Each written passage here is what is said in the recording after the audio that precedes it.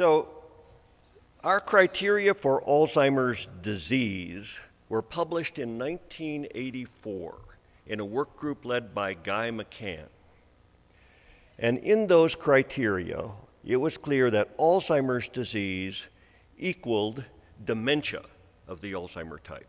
So the sequence was determine if this patient has dementia, and then determine which dementia they have, and if it looks like Alzheimer's disease, you exclude the other things. That's what Alzheimer's disease is. So it was inherent in the definition that Alzheimer's disease was a dementia. Moreover, we called it probable Alzheimer's disease because we couldn't be certain until the patient came to autopsy. Certain Alzheimer's disease was diagnosed when the patient came to autopsy. So this was somewhat daunting to patients, right? We'll know later what you have. So that was our situation from 1984 until 2007. And since then, we have learned that Alzheimer's disease, as Charlie said, occurs on a spectrum of severity.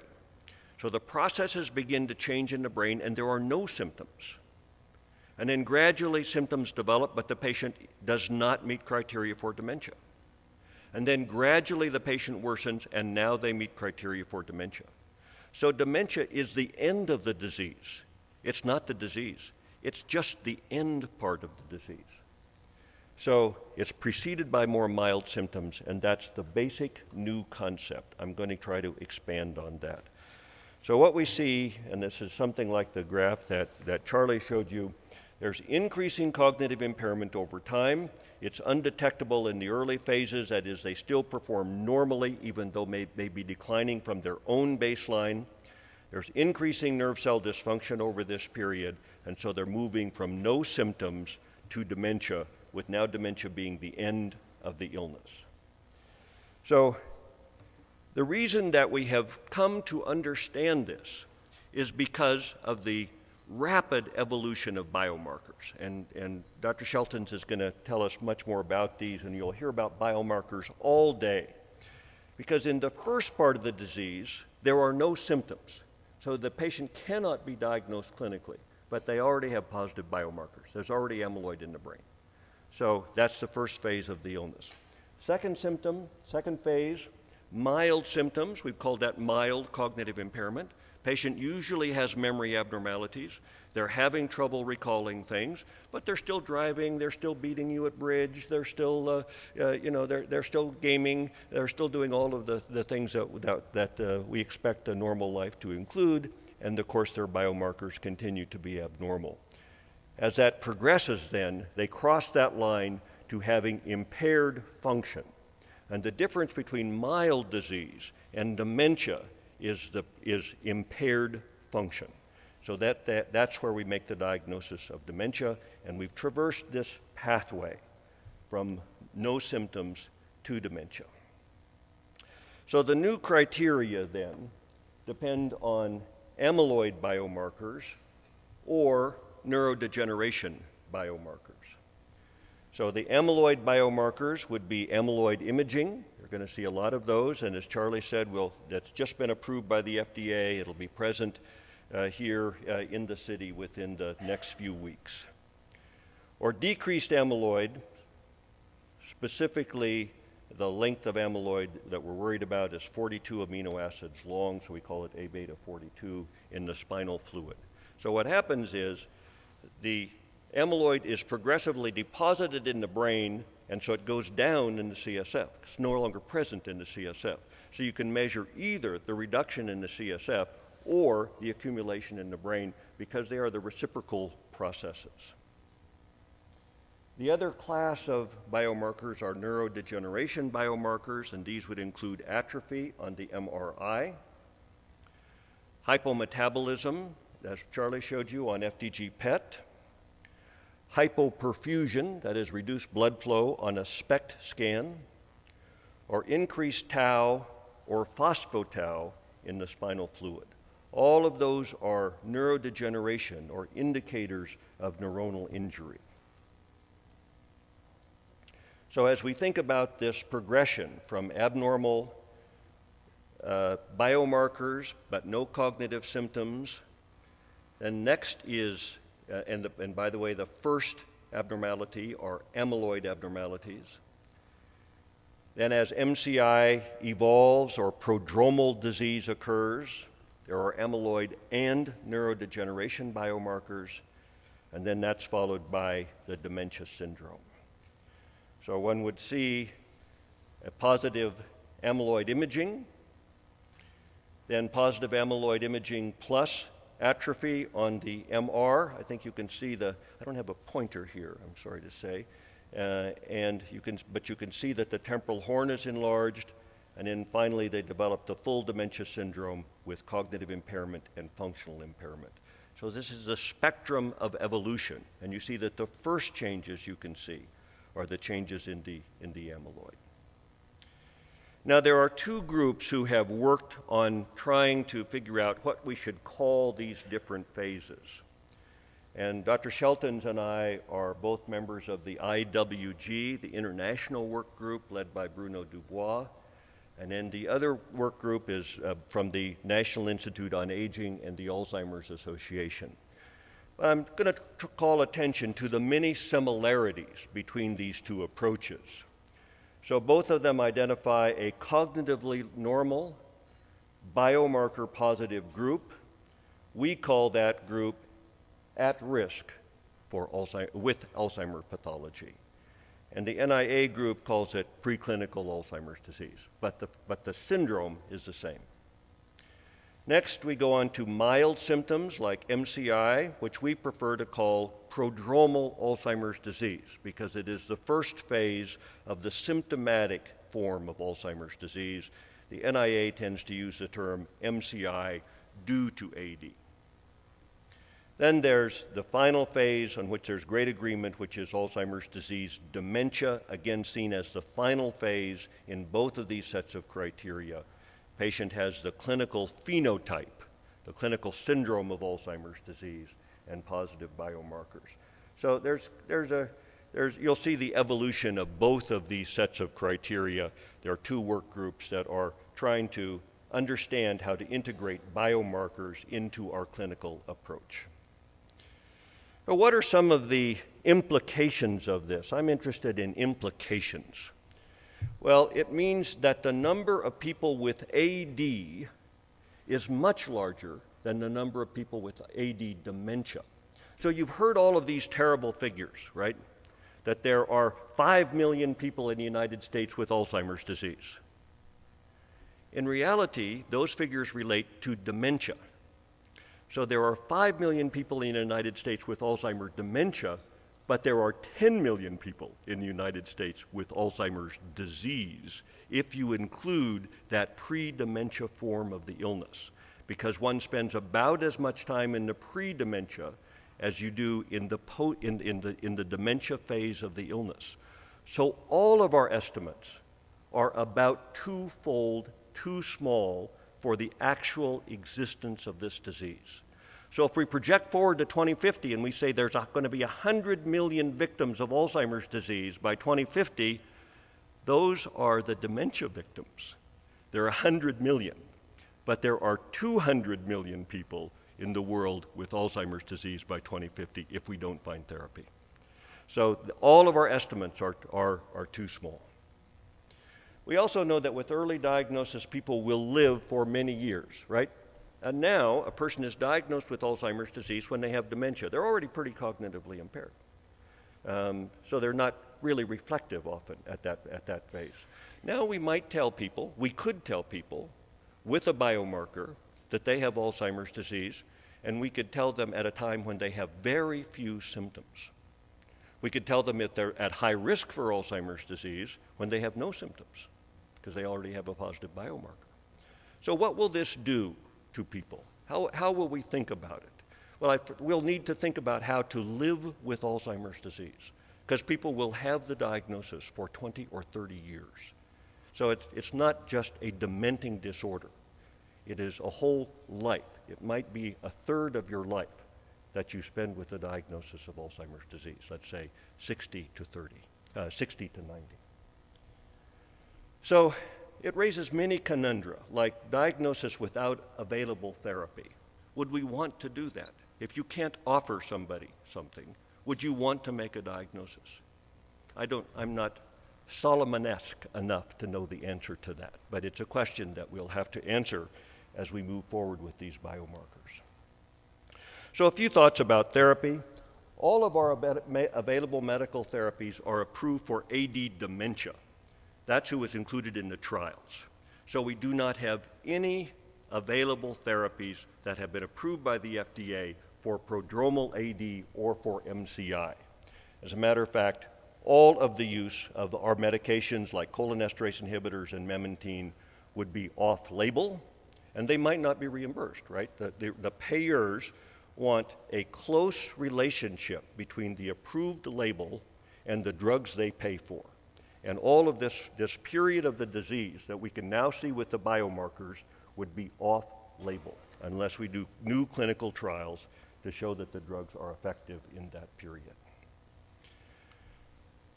So you can see that the identification of this phase of the disease is dependent on biomarkers. And there's lots of problems with biomarkers. They're expensive. We expect amyloid imaging to cost $4,500 if you pay when you get it, and $5,500 if you pay it over a period of time. That's a lot of money. I don't think a lot of people will get it. Not widely available. It'll be available in the urban centers, but it will not be available to rural patients by and large. It may be misinterpreted, right? If you look at the sensitivity and specificity of the published figures for those scans, there are false negatives and there are false positives. We, by the way, show you these brilliantly colored pictures that no one could mistake for normal.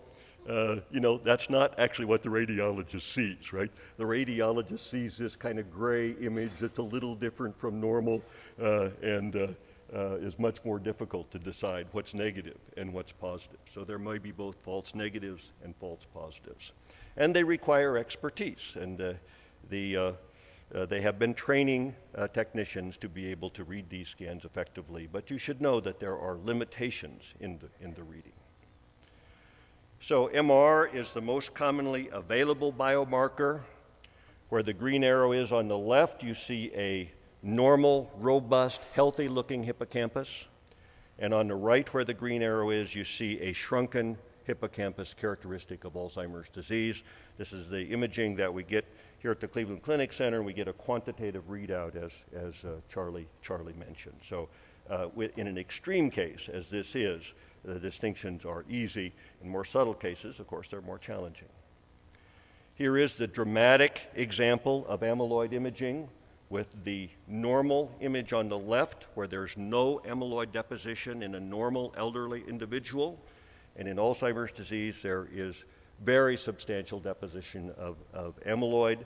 And this is the kind of signal that one sees before the onset of symptoms, in the MCI phase of the disease, and in the dementia phase of the disease.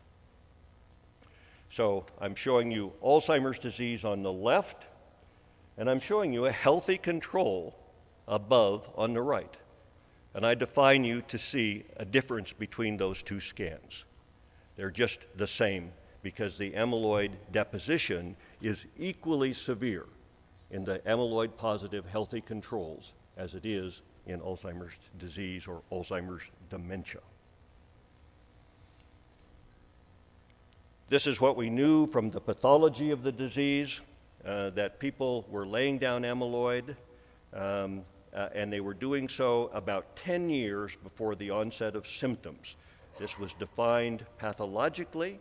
This was always a mystery to us as to why we were seeing patients who came to autopsy and met criteria for Alzheimer's disease and were asymptomatic.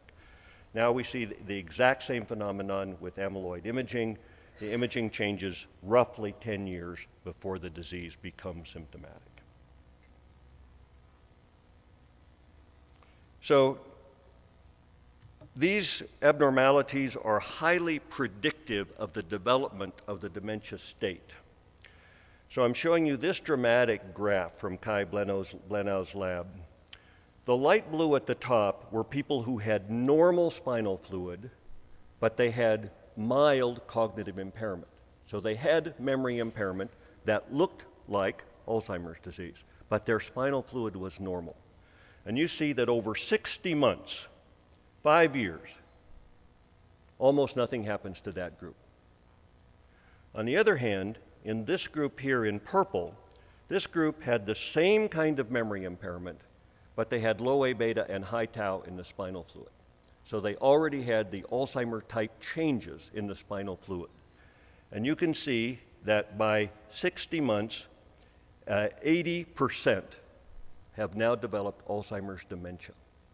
So that you can see that the predictive value of the abnormalities in the spinal fluid is very high.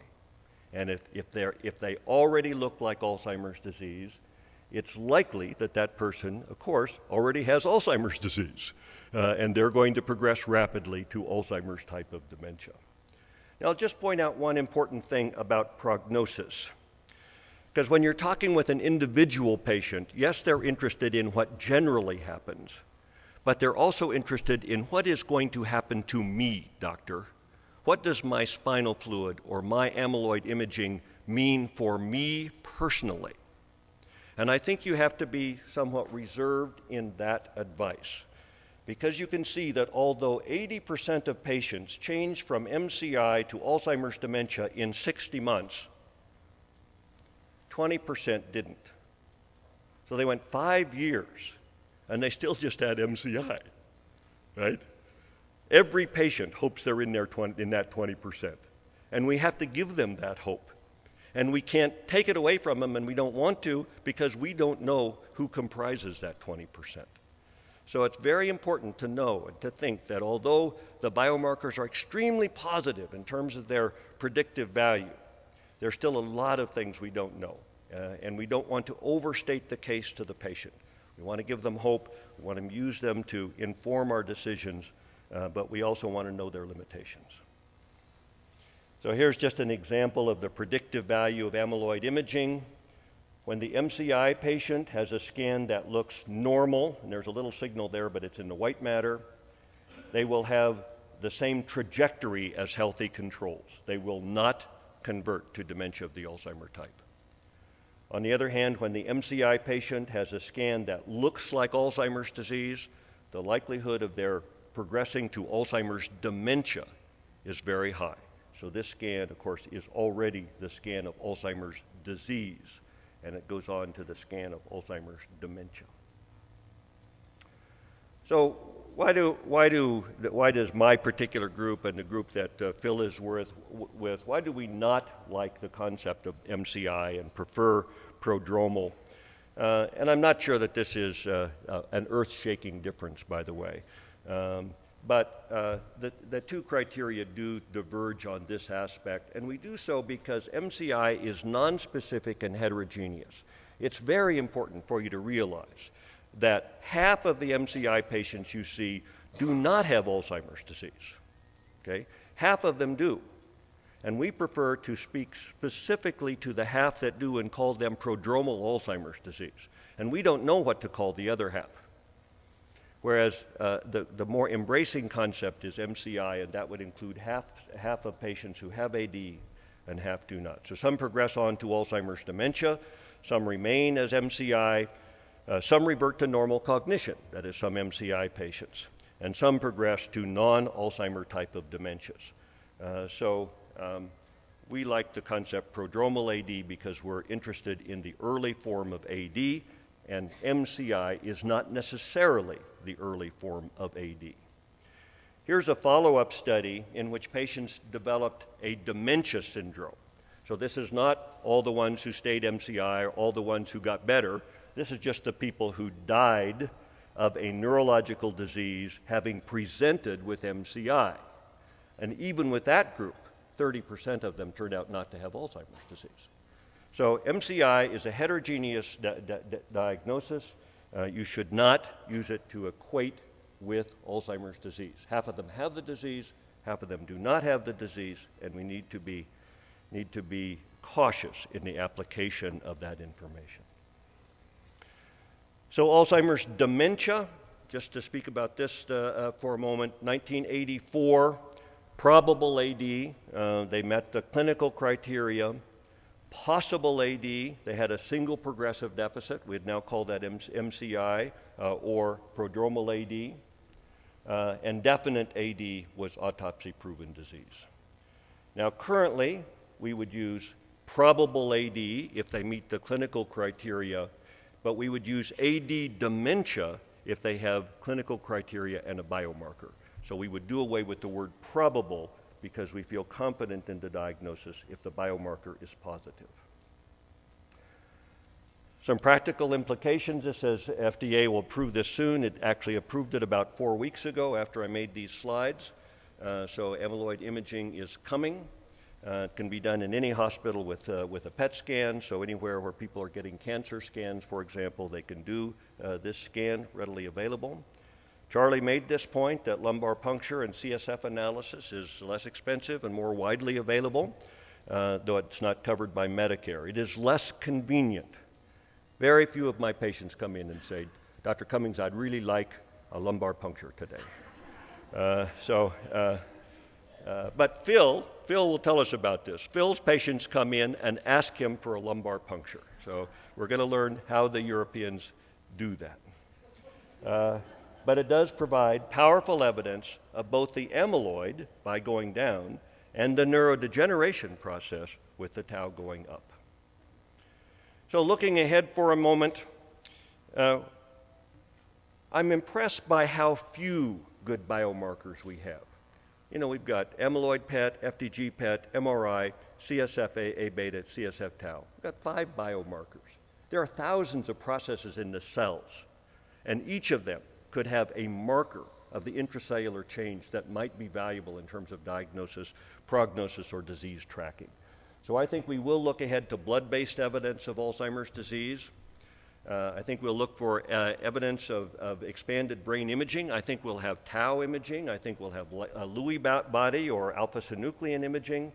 I think we'll have TDP-43 markers, which is another protein that accumulates in frontotemporal dementia, and an expanded set of CSF biomarkers. So I think this little list of 5 that we have now will look back as the primitive beginning of the biomarker understanding of Alzheimer's disease. So this is the last slide just to wind this up. In 1984, Alzheimer's disease equaled dementia. We have now radically reformed this concept. Now AD is a spectrum of severity. We only use the term Alzheimer's disease for somebody who has symptoms, so that would include prodromal and Alzheimer's dementia, and then we use Alzheimer's disease risk for someone who has a positive biomarker and no symptoms. So there are preclinical, prodromal, and dementia forms. We can only diagnose the early forms by the use of biomarkers, and there's just been astounding progress in the use of biomarkers. Amyloid imaging will be available in the next month or so here in Las Vegas and anywhere where there's a PET scanner, and they have a trained technician, and the technician, by the way, can go online and do the training.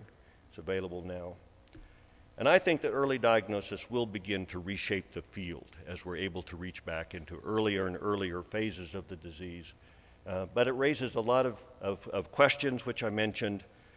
How will people live with a diagnosis for a long time? Should we provide a diagnosis when we don't have therapy?